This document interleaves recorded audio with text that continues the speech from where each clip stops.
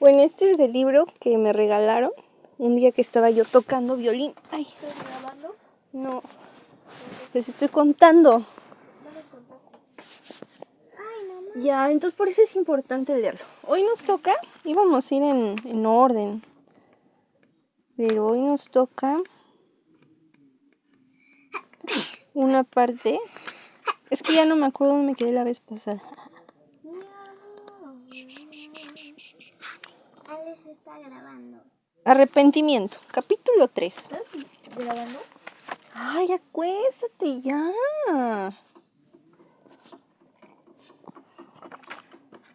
Arrepentimiento.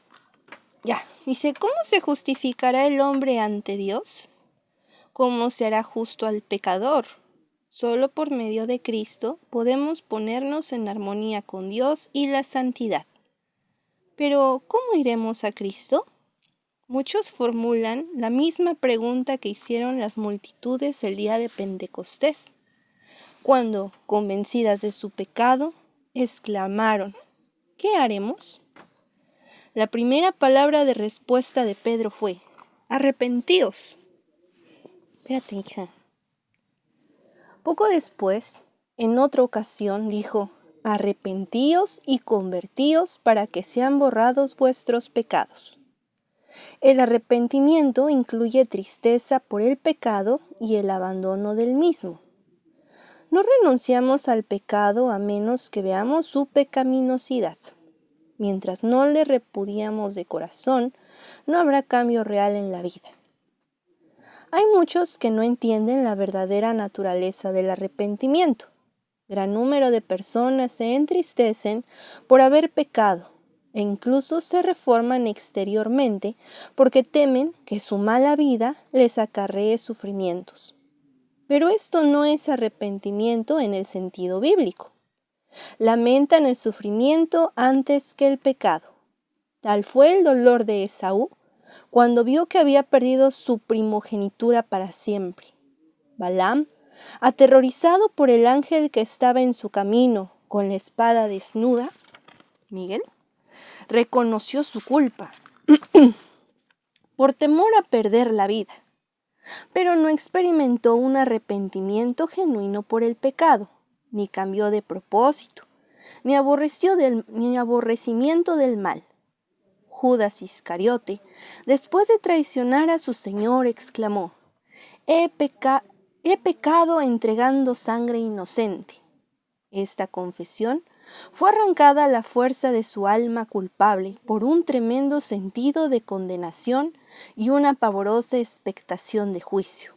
Las consecuencias que le sobrevendrían lo llenaban de terror, pero no experimentó profundo quebrantamiento de corazón, ni dolor en su alma, por haber traicionado al inmaculado Hijo de Dios y negado al Santo de Israel. Cuando Faraón sufría bajo los juicios de Dios, reconocía su pecado para escapar del castigo, pero volvía a desafiar al cielo tan pronto como cesaban las plagas. Todos estos lamentaban los resultados del pecado, pero no sentían tristeza por el pecado mismo. Pero cuando el corazón cede a la influencia del Espíritu de Dios, la conciencia se vivifica y el pecador discierne algo de la profundidad y santidad de la sagrada ley de Dios, fundamento de su gobierno en los cielos y en la tierra. La luz verdadera que ilumina a todo hombre que viene a este mundo, ilumina las cámaras secretas del ser y se manifiestan las ocultas cosas de las tinieblas. La convicción se posesiona de la mente y el corazón. Entonces, el pecador tiene conciencia de la justicia de Jehová y siente terror de aparecer en su iniquidad e impureza delante del escudriñador de los corazones. Ve el amor de Dios, la belleza de la santidad y el gozo de la pureza. Ansía ser limpiado y restituido a la comunión con el cielo. La oración de David después de su caída ilustra la naturaleza del verdadero dolor por el pecado. Su arrepentimiento fue sincero y profundo. no hizo ningún esfuerzo por mitigar su culpabilidad. Ningún deseo para escapar del juicio que lo amenazaba inspiró su oración. David vio la enormidad de su transgresión, vio las manchas de su alma, aborreció su pecado. No imploró solamente por perdón, sino también por pureza de corazón. Deseó tener el gozo de la santidad, ser restituido a la armonía y comunión con Dios. Este fue el lenguaje de su alma. Bienaventurado aquel cuya transgresión ha sido perdonada y cubierto su pecado. Bienaventurado el hombre a quien Jehová no culpa de iniquidad y en cuyo espíritu no hay engaño. Ten piedad de mí, Dios, conforme a tu misericordia. Conforme a la multitud de las piedades, borra mis rebeliones. Porque yo conozco mis rebeliones y mi pecado está siempre delante de mí. Purifícame con hisopo y seré limpio. Lávame y seré más blanco que la nieve. Crea en mí, Dios, un corazón limpio y remueva un espíritu recto dentro de mí. No me eches de delante de ti y quites de mí tu Santo Espíritu. Devuélveme el gozo de tu salvación y espíritu noble me sustente. Líbrame de homicidios, oh Dios, Dios de mi salvación. Cantará mi lengua tu justicia. Efectuar un arrepentimiento como este está más allá del alcance de nuestro propio poder. Solo se lo obtiene de Cristo, quien ascendió a lo alto y ha dado dones a los hombres. Precisamente este es un punto en el cual muchos yerran y por esto dejan de recibir la ayuda que Cristo desea darles. Piensan que no pueden ir a Cristo a menos que primero se arrepientan y que el arrepentimiento los prepara para el perdón de sus pecados. Es verdad que el arrepentimiento precede al perdón de los pecados, porque solamente el corazón quebrantado y contrito es el que siente la necesidad de un Salvador. Pero, ¿debe el pecador esperar hasta haberse arrepentido antes de poder ir a Jesús? ¿Ha de ser el arrepentimiento un obstáculo entre el pecador y el Salvador? La Biblia nos enseña que el pecador deba arrepentirse antes de poder aceptar la invitación de Cristo. Vengan a mí, todos ustedes que están cansados y agobiados, y yo les daré descanso. La virtud que sale de Cristo es la que guía a un arrepentimiento genuino. Pedro habla del asunto de una manera muy clara en su exposición a los israelitas cuando dice: a este Dios ha exaltado con su diestra por príncipe y salvador, para dar a Israel arrepentimiento y perdón de pecados. Así como no podemos ser perdonados sin Cristo, tampoco podemos arrepentirnos sin el Espíritu de Cristo, que es quien despierta la conciencia. Cristo es la fuente de todo impulso correcto. Él es el único que puede implantar enemistad contra el pecado en el corazón. Todo deseo por verdad y pureza, toda convicción de nuestra propia pecaminosidad, es una evidencia de que su Espíritu está obrando en nuestro corazón. Jesús dijo: yo, cuando sea levantado de la tierra, a todos atraeré a mí mismo. Cristo debe ser revelado al pecador como el Salvador que muere por los pecados del mundo. Y cuando contemplemos al Cordero de Dios sobre la cruz del Calvario, el misterio de la redención comenzará a descifrarse en nuestra mente y la bondad de Dios nos guiará al arrepentimiento. Al morir por los pecados, Cristo manifestó un amor incomprensible, y este amor, a medida que el pecado lo contempla, enternece el corazón, impresiona la mente e inspira contrición en el alma. Es verdad que algunas veces los hombres se avergüenzan de sus caminos pecaminosos y abandonan algunos de sus malos hábitos antes de darse cuenta que son atraídos a Cristo. Pero cuando hacen un esfuerzo por reformarse, nacido de un sincero deseo de hacer lo correcto, es el poder de Cristo el que los está atrayendo, una influencia de la cual no son conscientes obras sobre el alma. La conciencia se vivifica y la vida externa se enmienda. Y a medida que Cristo los induce a mirar su cruz y contemplar a quienes han traspasado sus pecados, el mandamiento halla cabida en la conciencia. Se les revela la maldad de su vida, el pecado profundamente arraigado en su alma. Comienzan a comprender algo de la justicia de Cristo y exclaman: ¿qué es pecado? ¿Para qué exigiera un sacrificio tal por la redención de su víctima? ¿Fueron necesarios todo este amor, todo este sufrimiento, toda esta humillación, para que no pereciéramos, sino que tuviésemos vida eterna? El pecador puede resistir este amor, puede rehusarse ser atraído a Cristo, pero si no se resiste, será atraído a Jesús. Un conocimiento del plan de la salvación lo guiará al pie de la cruz, arrepentido de sus pecados, los cuales han causado los sufrimientos del amado Hijo de Dios. La misma mente divina que obra en las cosas de la naturaleza habla al corazón de los hombres y crea un deseo indecible de algo que no tienen. Oye, esto está muy...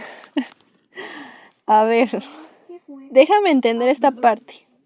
La misma mente divina que obra en las cosas de la naturaleza habla al corazón de los hombres y crea un deseo indecible de algo que no tienen. Oh, ¿ya ves que el Cristo está en el corazón?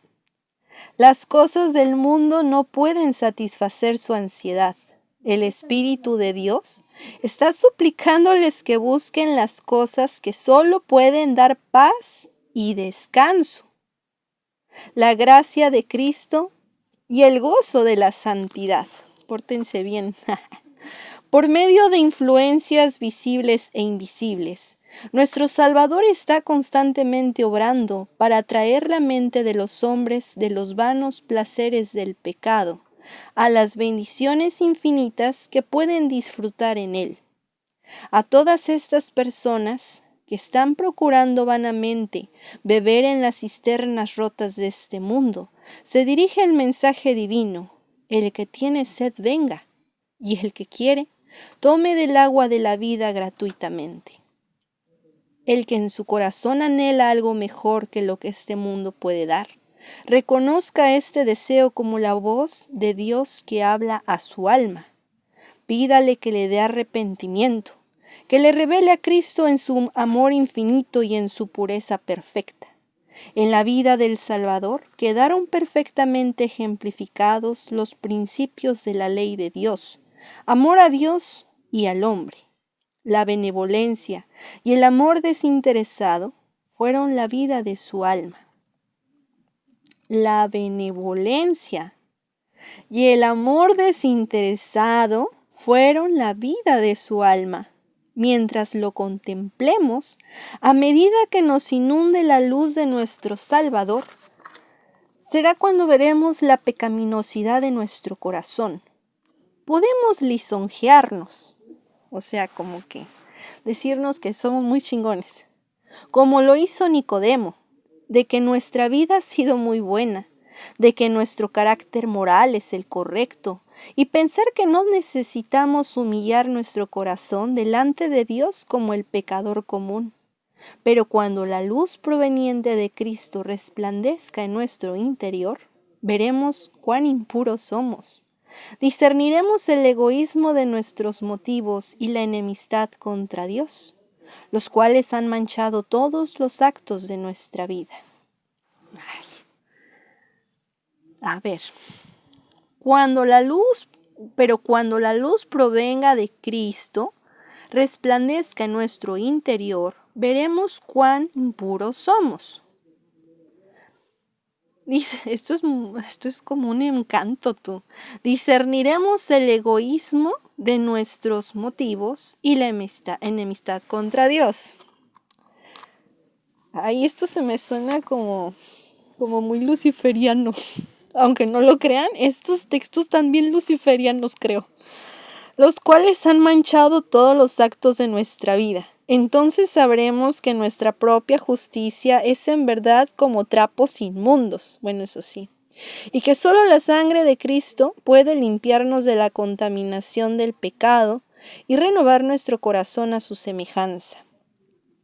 Un rayo de luz de la gloria de Dios, un destello de la pureza de Cristo que penetre en el alma, hace dolorosamente visible toda mancha de contaminación y descubre la deformidad y los defectos del carácter humano. Hace patente los deseos impuros, la infidelidad del corazón y la impureza de los labios.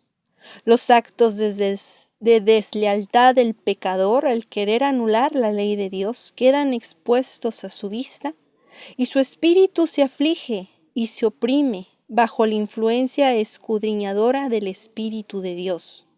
Se aborrece a sí mismo mientras contempla el carácter puro y sin mancha de Cristo. Cuando el profeta Daniel contempló la gloria que rodeaba al mensajero celestial que le habría sido enviado, se sintió abrumado con un sentido de su propia debilidad e imperfección. Al describir el efecto de la maravillosa escena dice: estaba sin fuerzas, se demudó mi rostro, desfigurado, y quedé totalmente sin fuerzas. O sea, estaba todo desfigurado. ¿Ya viste lo que vio?